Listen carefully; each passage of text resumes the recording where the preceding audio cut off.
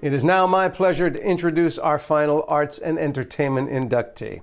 You know, Ed Harris and I have a lot in common. A lot. Here's the list. We're both from New Jersey. We both lost a bit of hair, and that's where the comparison ends.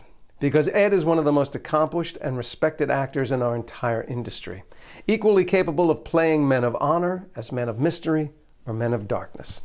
He's an Inglewood native who was nominated for his first acting award in 1983 and hasn't stopped since.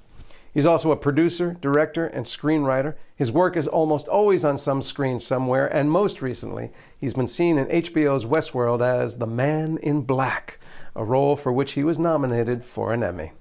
Let's learn a little bit more about Ed Harris. Ed Harris was born in Englewood and raised in Tenafly. Recruited to Columbia to play football, he dropped out after 2 years to pursue acting, not in New York, but in Norman, Oklahoma when his parents moved west. He then moved to LA and got his degree at California Institute of the Arts and continued to hone his craft on stage. He found steady work in the 70s on TV before breaking into film. But it was as John Glenn in The Right Stuff that he became a household name and got his first award nomination.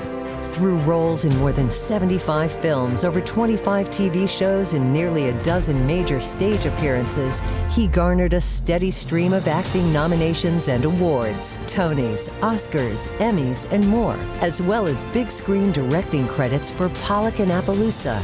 But perhaps his most famous role was as flight controller Gene Kranz in Apollo 13. Never lost an American in space. We're sure as hell not going to lose one on my watch.